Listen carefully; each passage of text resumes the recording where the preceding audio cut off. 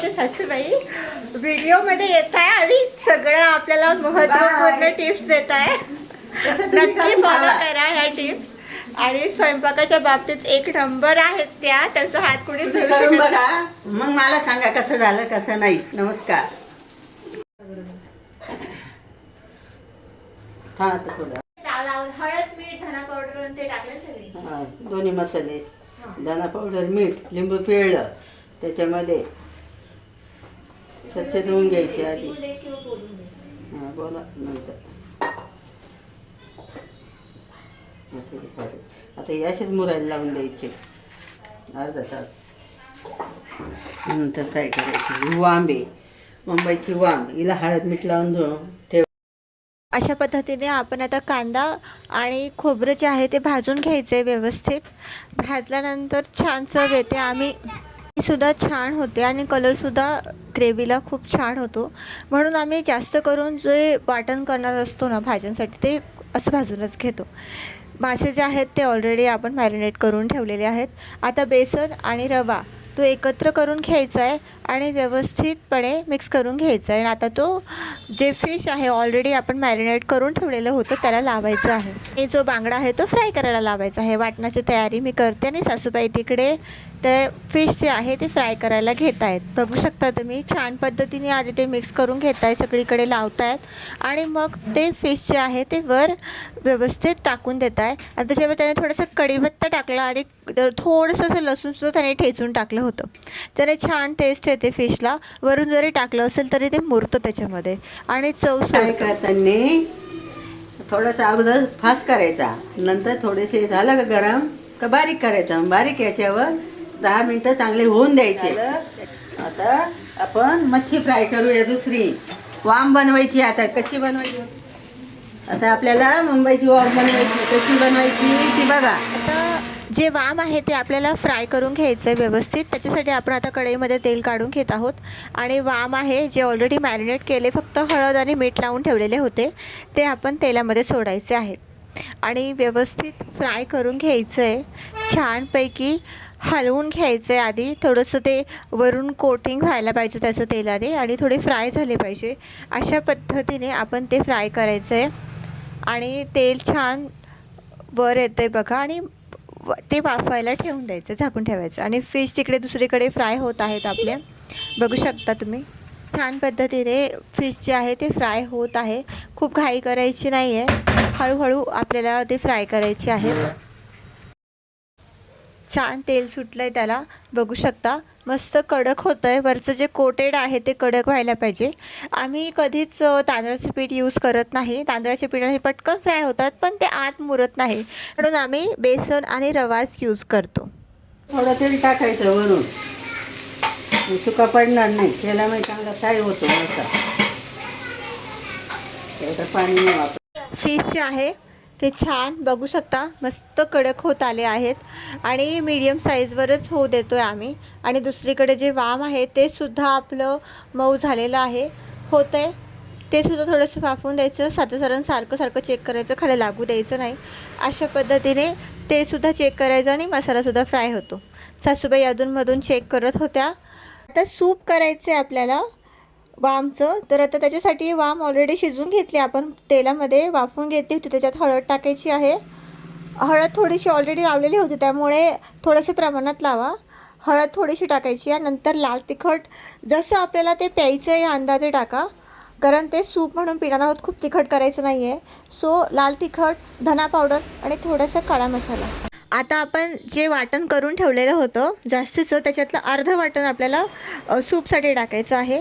ते अर्धं वाटण टाकून आपण ते पाणी वगैरे टाकून देणार आहोत त्याच्यामध्ये.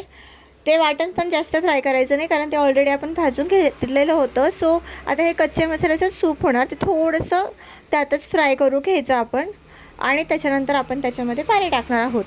बघू शकता व्यवस्थित फ्राय करून घेता येत्या, मिक्स करून घ्यायचं व्यवस्थित. तुम्ही काय करणार सांगा.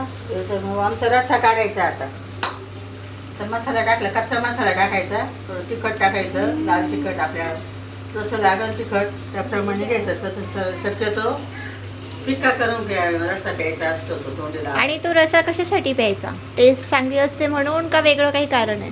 वेगळं नाही, चव चांगली लागते, त्याची टेस्ट वेगळी लागते, म्हणून त्याच्यासाठी आम्ही रस्सा वेगळा करतो आणि फ्राय नंतर बघा कसा राहतो.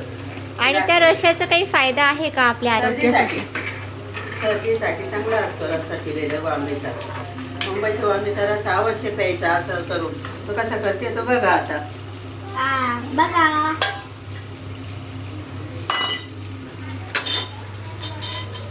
हे पाणी ना असं ते झाकलं होतं, मसाला असतो चांगला, ते साऱ्या कुत्रतो छान.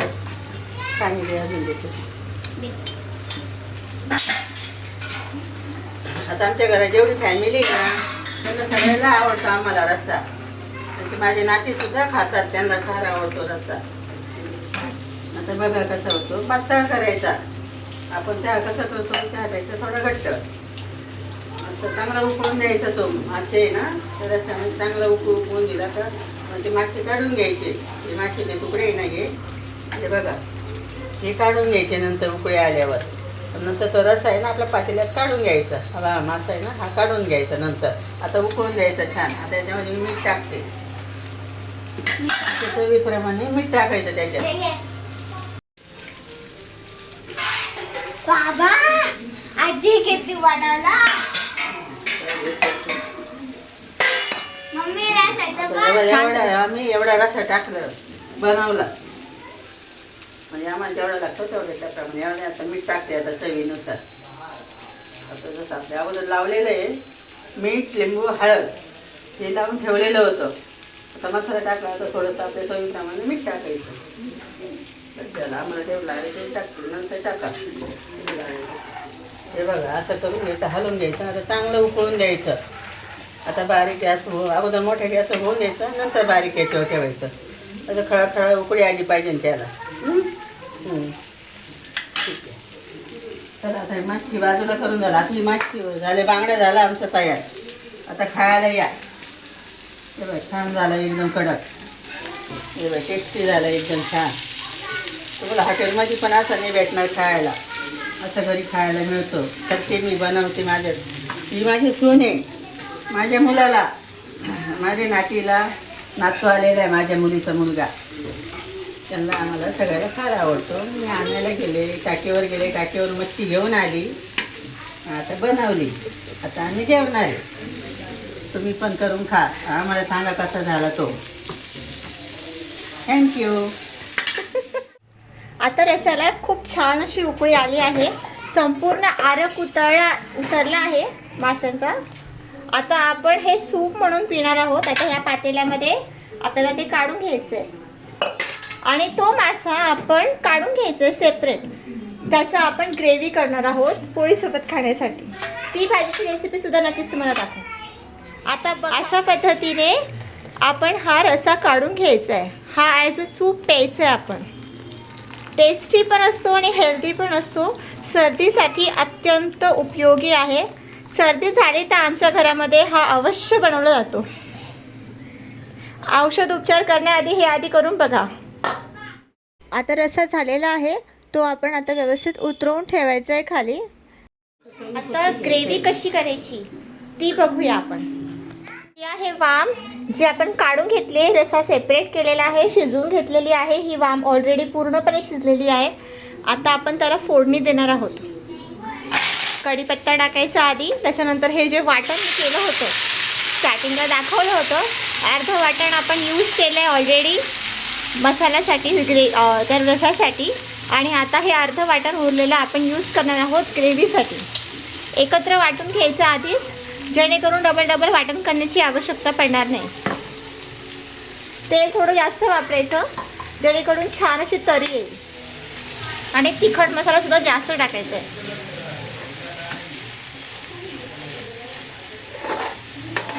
मसाला ऑलरेडी आपण भाजून घेतला आहे, सो आपल्याला जास्त त्याला भाजायची गरज नाही आहे.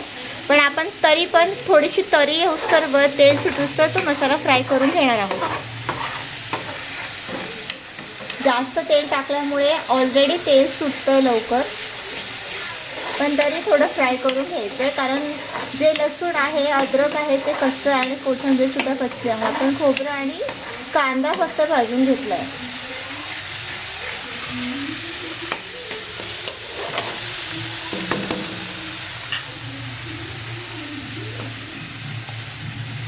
आता मसाले, आधी हळद टाकायची आहे, त्यानंतर लाल तिखट टाकायचं आहे, जो आमचा घरचा मसाला आहे, घरी केलेला लाल तिखट आहे ते.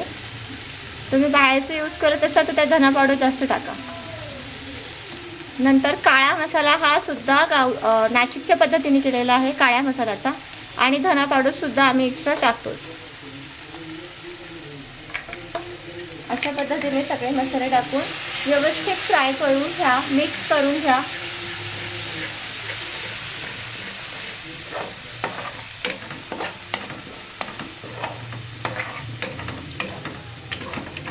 बघू शकता छान असं तेल सुटत आलंय मसाल्याचं.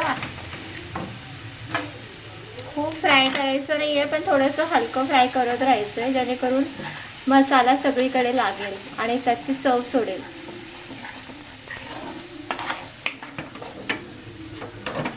फ्लेम जी आहे ती फास्ट आहे, स्लो नाही आहे. पटापट आपल्याला फ्राय करून घ्यायचं आहे मसाला.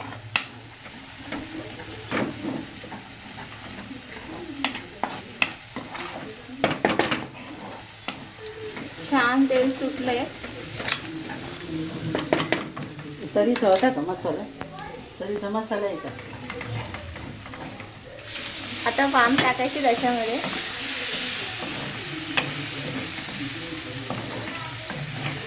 वाम आधी शिजलेली आहे, त्यामुळे आपल्याला काय शिजायला पाणी एक्स्ट्रा टाकायची गरज नाही आहे. फक्त जे भांड्या मसाल्याचं होतं तेच तुम्ही टाकायचं पाणी, नॉर्मल अशी ग्रेव्ही येण्यासाठी बस. आपल्याला पातळ रस्सा नाही करायचं आहे, घट्ट अशी ग्रेव्ही येईल.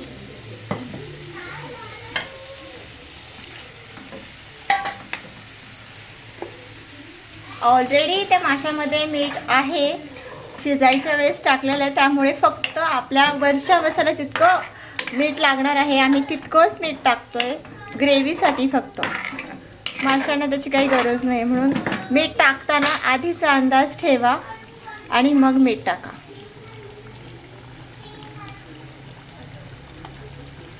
तरी सुटली, तेल सुटलंय वर, छान कलर आलाय. घरची चव असते ना, ती कधीच हॉटेलमध्ये मिळत नाही. हॉटेलमधल्या सगळ्या भाज्या एक प्रकारच्या असतात, फक्त इन्ग्रेडियंट सेम असतात, फक्त काय ते भाज्या, शेव वगैरे मासे बदलून टाकतात बस.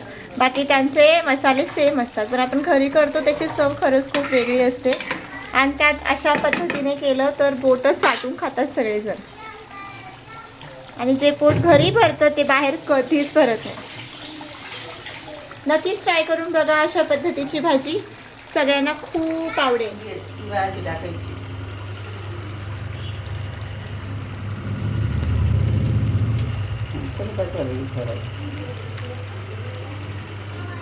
झाली आहे. मस्त सुगंध सुटलाय, खूप टेस्टी भाजी झाली आहे. नक्कीच सगळ्यांना आवडणार आहे. तुम्ही सुद्धा नक्कीच एकदा ट्राय करून बघा. आणि कशी वाटली आमची रेसिपी, माझ्या सासूबाईंच्या हातची चव, नक्कीच आम्हाला कमेंट करून सांगा. Thank you so much for watching and like आणि सबस्क्राईब करायला अजिबात विसरायचं नाही आहे. अशा पद्धतीने आमचं छान असं बांगडा फ्राय आणि वाम करी आणि वाम ग्रेव्ही तयार आहे. बघू शकता कोकमध्ये आम्ही जी सूप होतं ते घेतलेलं आहे प्यायसाठी. मस्त झालं होतं, खूप छान टेस्टी झाला होता स्वयंपाक. तुम्हाला कसं वाटलं नक्कीच सांगा. थँक्यू.